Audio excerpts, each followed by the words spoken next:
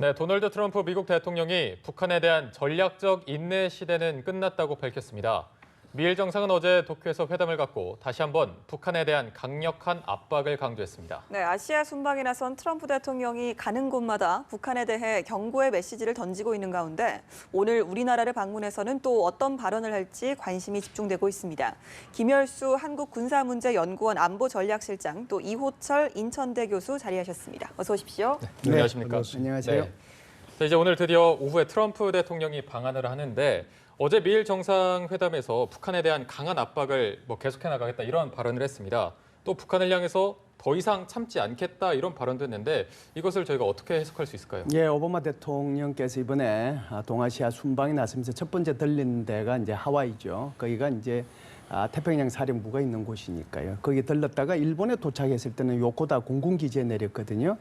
거기서 한 말을 우리가 좀 기억해 볼 필요가 있는데요. 사실상 미국의 육해 공군 전력 그리고 우주 전력과 사이버 전력은 세계 최고다. 절대로 미국의 능력을 가볍게 보지 말라. 그리고 한국 전쟁이 일어났을 때 1950년도에 여기 요코다 공군기지에서 우리 공군기가 출격했다라고 북한을 압박을 했고요. 네. 그리고 지금 말씀하신 것처럼 어제 미일 정상회담을 통해서 전략적 인내 시대는 끝났고 이제는 북한을 더 압박해야 되겠다라고 얘기를 했는데요. 예. 전략적 인내라고 하는 것은 오바마 대통령의 대북 정책이었거든요. 네. 그 말은 북한이 변화할 때까지 기다리겠다라고 얘기하는 거고요.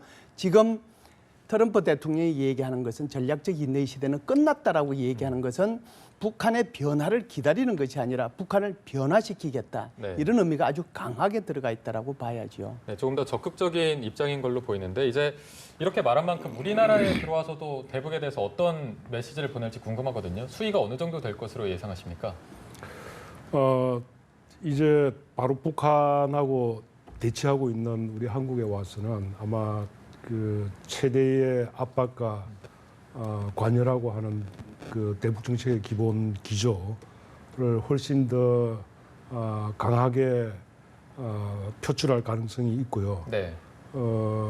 그러나 이제 아마 그런 부분들이 우리 정부하고 상당 부분 조율이 아마 되지 않을까. 최대의 압박과 동시에 관여에 관한 부분, 또 대화의 장으로 끌어내기 위한 메시지 이런 것들도 아마 같이 언급이 되지 않을까 그렇게 예상을 합니다. 네. 예, 트럼프 대통령이 일본에서의 일정도 좀 이야기해봐야겠습니다.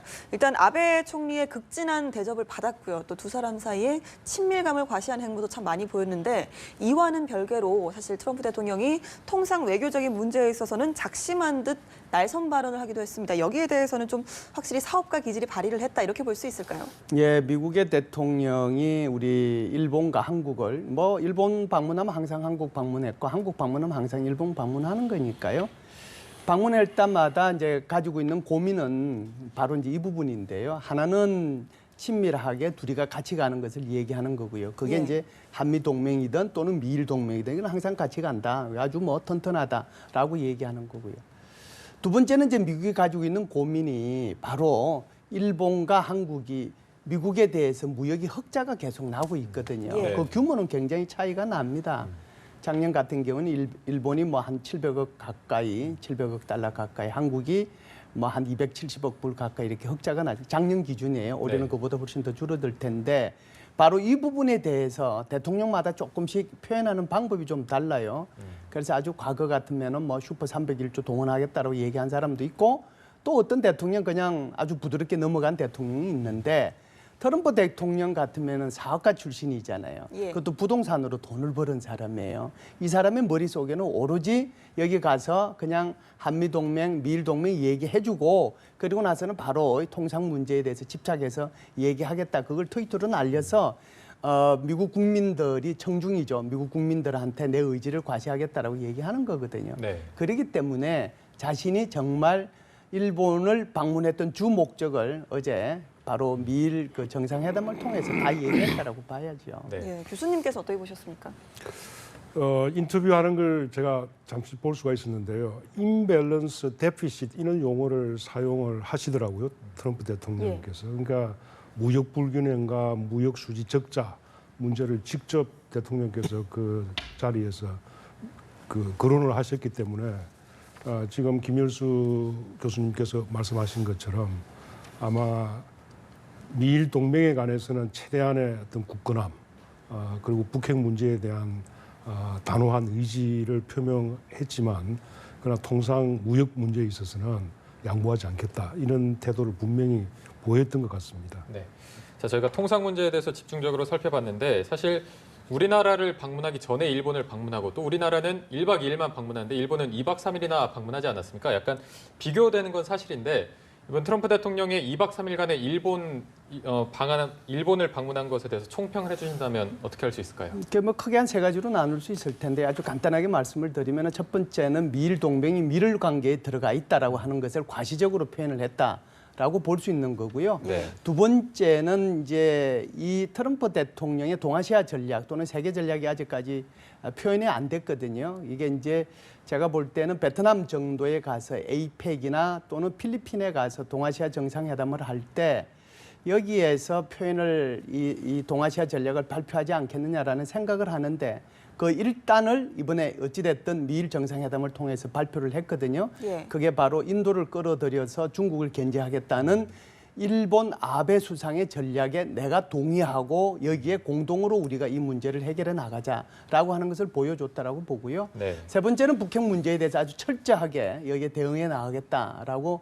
얘기를 하면서 지금 좀 전에 우리가 얘기했던 것처럼 통상 문제에 대해서는 일본이 여기에 대해서 정말 제대로 된 통상을 해야 된다라고 강조한 거죠. 특히 통상 문제에 대해서는 우리 이호철 교수님께서 잘 말씀을 하셨지만 핵심은 이거예요.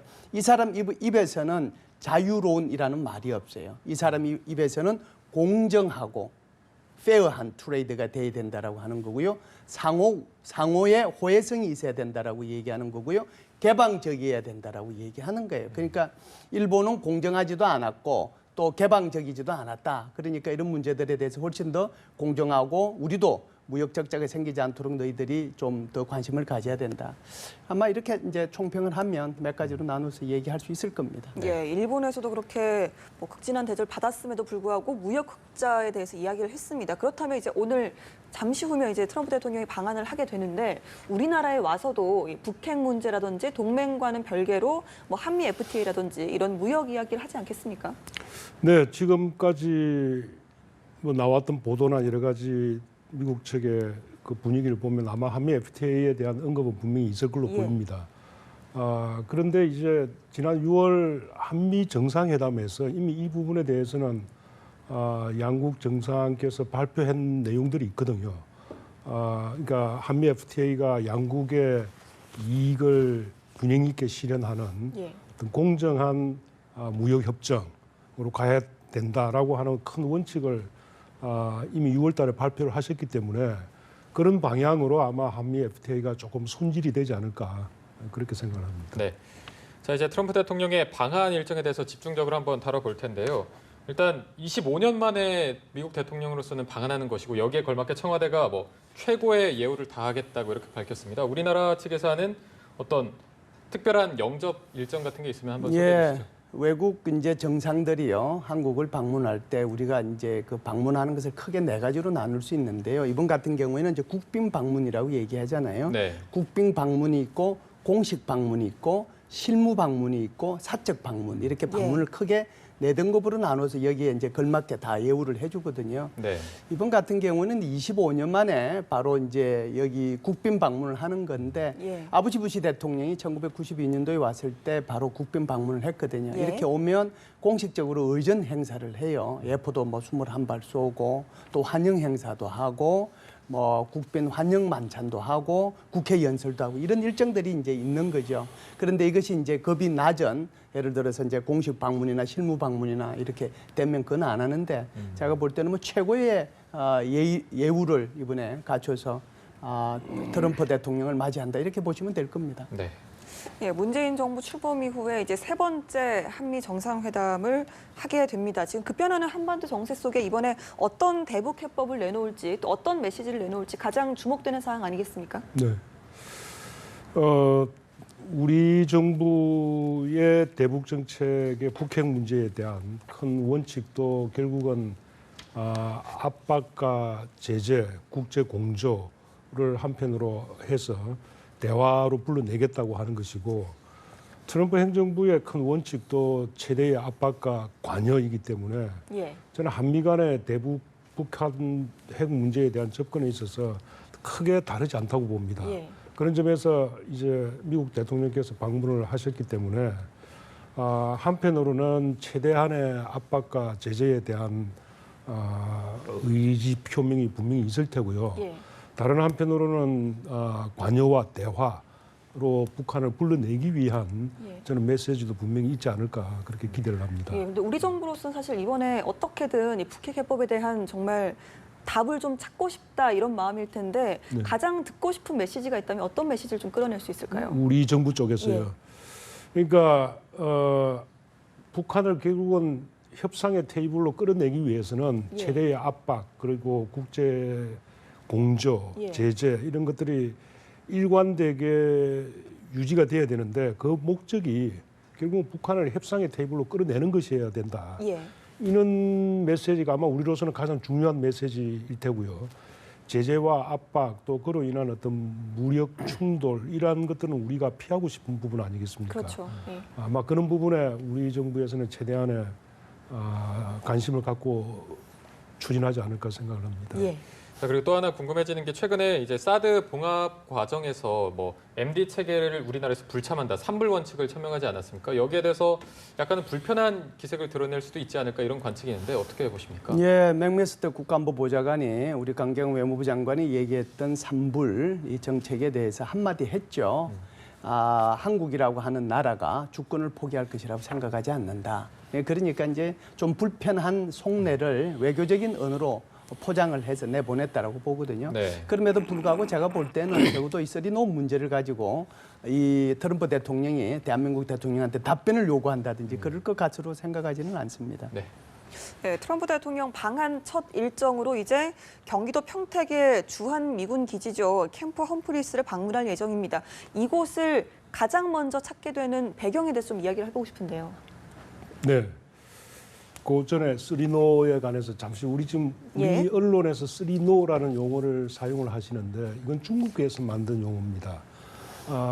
우리 외교부가 협의할 때 노라는 거 하질 않았고 우리 입장은 이렇다, 우리의 입장은 저렇다라고 입장 표명을 한 것이기 때문에 예.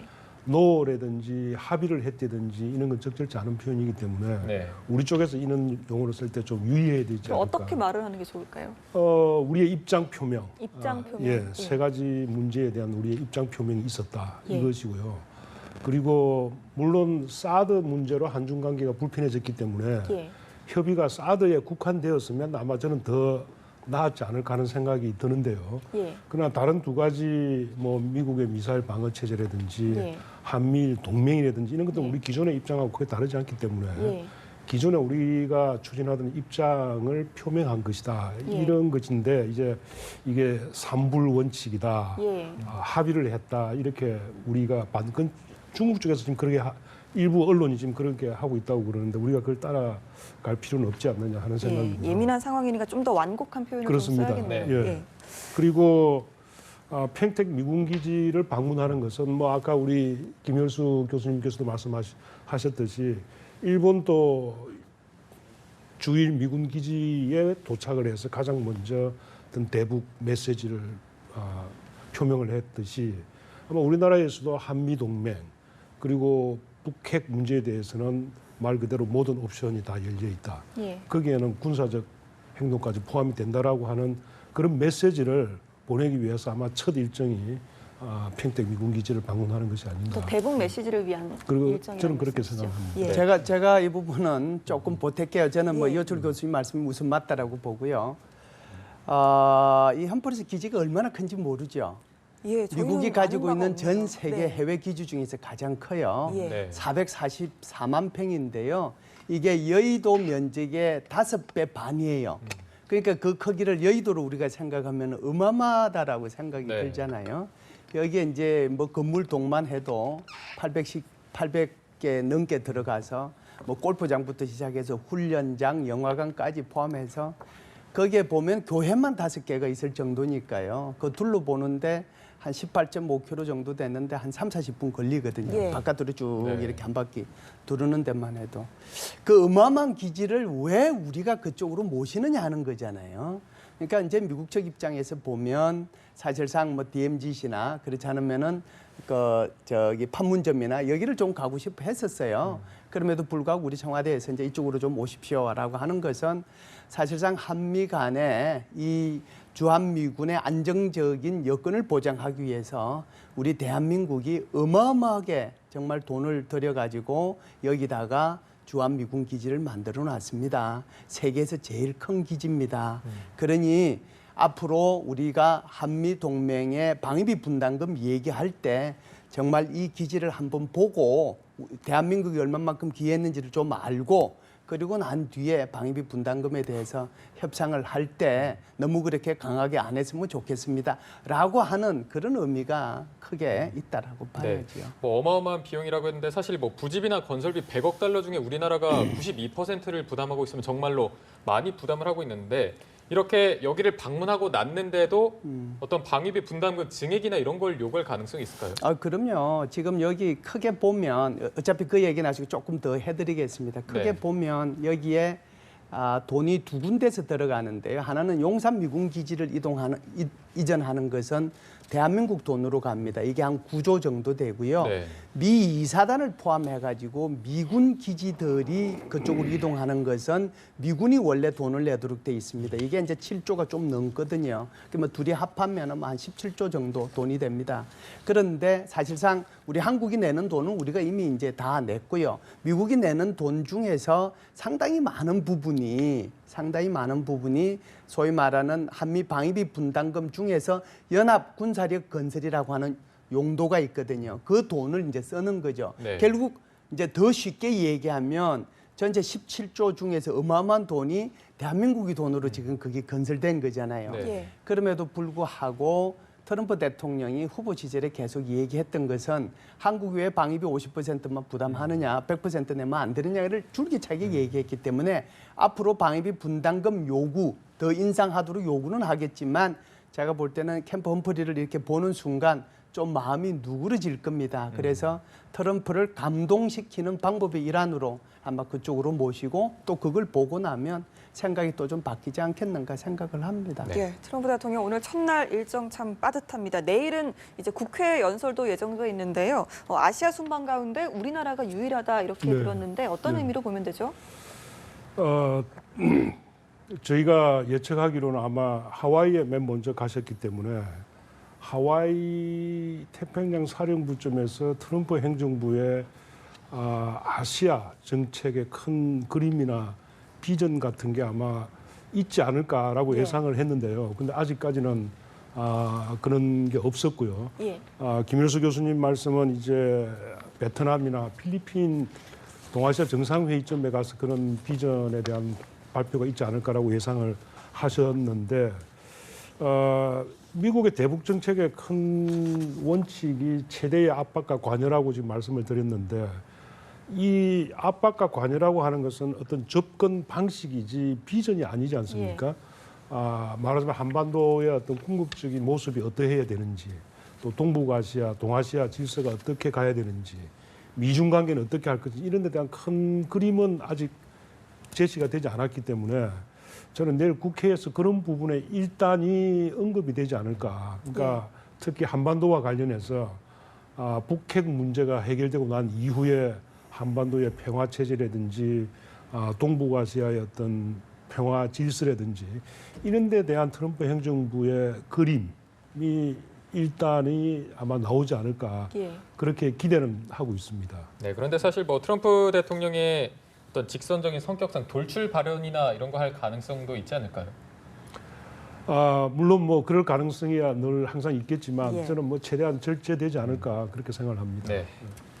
네, 정부는 이 트럼프 대통령의 방한에 맞춰서 이른바 깜짝 선물이었죠. 대북 독자 제재안을 공개를 했습니다. 그런데 뭐 내용을 살펴보니까 사실 실효성은 좀 미미해 보이거든요. 어떻게 보셨습니까? 그 이제 두 가지 생각이 가능할 텐데요. 깜짝 선물이라고 이제 얘기할 수도 있을 거고 그게 과연 실효성이 있겠느냐 이렇게 얘기할 수 있는데 예. 어찌됐든 깜짝 선물인 건 맞아요. 예. 그런데 실효성 문제를 따지면요. 우리가 일단 2010년도에 북한이 천안함을 폭침하고 난 뒤 우리가 5.24 제재 조치를 했잖아요. 예. 사실상 북한에 대해서 제재할 수 있는 것은 그때 이미 다 했고요. 그리고 작년도에 이제 북한이 제4차 핵실험하고 또 광명성 사고 쏘고 나니까 우리가 개성공단 폐쇄했지 않습니까? 예. 그러면 지금 북한에 대해서 우리가 사실상 더 이상 제재할 수 있는 것은 거의 없다라고 볼 수 있어요. 만일에 우리가 이제 미국이 요구하는 것처럼 예를 들어서 미국은 세컨더리 보이콧을 할 수 있거든요. 예. 그런데 세컨더리 보이콧의 대상이 주로 중국 기업들일 거 아니에요. 북한과 상대하는 중국 기업들일 텐데 한국이 세컨더리 보이콧을 통해 가지고 중국 기업을 제재한다라고 하면은 이것은 굉장히 여러 가지 또 다른 외교적인 문제가 나온단 말이죠. 그래서 제가 볼 때는 뭐 이 지금 말씀하신 것처럼 얼마만큼 그게 유용하냐 하는 것은 유용성의 면에서는 이미 우리는 할 거 다 했다라고 그렇게 이해하시는 것이 좋을 것 같습니다. 그럼 이번 제재안 같은 경우는 실효성보다는 좀 명분을 위한 명분이죠. 제재안이다. 네, 그 트럼프 대통령 오시기 전에 선물 이제 우리도 이 정도 제재하겠습니다라고 예. 얘기하는 거죠. 네. 상징성이죠. 예. 명분이다. 한미 공조라고 하는 어떤 상징성이 크다고 볼 수 있죠. 네. 예. 자, 이제 이렇게 오늘 세 번째 한미 정상회담을 하고 이어서 이제 다음 주쯤에 한중 정상회담을 또 하지 않습니까? 이제 우리나라 입장에서는 미국과 중국 사이에서 어떻게 보면 균형 외교를 하고 있는 건데 물론 오늘 이 한미 정상회담 결과를 봐야 되겠지만 앞으로 이 균형 외교 성적표를 어떻게 예상해 볼 수 있을까요? 예, 저는 뭐 개인적으로 균형이라고 하는 말을 썩 그렇게 적절한 표현이라고는 보진 않습니다. 네. 왜냐하면 이건 어느 쪽에서도 이걸 좋은 의미로 받아들이기가 쉽지 않기 때문에 다만 이제 중국 그리고 미국 그리고 일본을 포함한 이 3개국은 우리 외교의 핵심 축이다.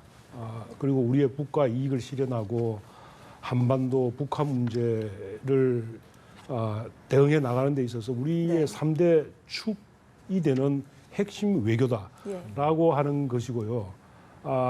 이게 균형이든 이런 식으로 우리가 이제 하게 되면은 어느 한쪽으로 쏠리게 되면 어느 한쪽에서는 마이너스가 된다고 하는 그런 인식을 할 수가 있기 때문에 미중 간의 균형을 잡아야 된다라고 하는 것보다는 미국과 중국은 한반도의 이익과 북한에 대응하는 데 있어서 가장 중요한 우리의 양대 외교 축이다. 예. 이렇게 보는 것이 저는 더 적절할 것 같습니다. 예, 일단 문재인 대통령이 트럼프 대통령을 먼저 만나고 이제 다음으로 이제 시진핑 주석을 만나게 될 텐데 이제 시 주석과 만나면서 어떤 사드에 관련한 앙금을 좀 털고 또 북핵에 대한 협력을 좀 이끌어낼 수 있을까요 이번에? 예, 사드 문제에 대해서는 뭐 일단 이제 그 문제로 해서 갈등이 있었던 것은 일단은 뭐 양국 간의 공동 언론 성명이라고 할까요? 그걸 통해 가지고 뭐 일단 봉합은 됐다라고 보고요. 예. 그걸 다시 또 꺼내게 되면 오히려 더 불편할 수가 있죠. 오히려 그거보다는 북한 핵 문제에 대해서 얘기를 많이 하게 될 거고요. 네. 두 번째는 아무래도 이제 한중 관계 지금까지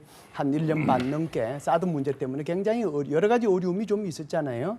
그래서 경제적인 문제 그리고 문화의 교류 문제 그리고 이제 더 나아가서 외교 안보 쪽까지 일정 부분 이렇게 좀 협력을 확대하는 그래서 정말 말 그대로 전략적 협력 동반자 관계가 한 단계 더 성숙될 수 있는 그런 방향에서 한중 간의 정상회담이 이루어지지 않겠나 생각을 하고요. 기본적으로 이럴 거예요. 제일 핵심적인 것은 중요한 건 이건데 내년도 2월 달에 평창 올림픽이 있단 말이에요. 예. 그리고 다시 4년 후에는 중국에서 다시 동계 올림픽이 또 있잖아요.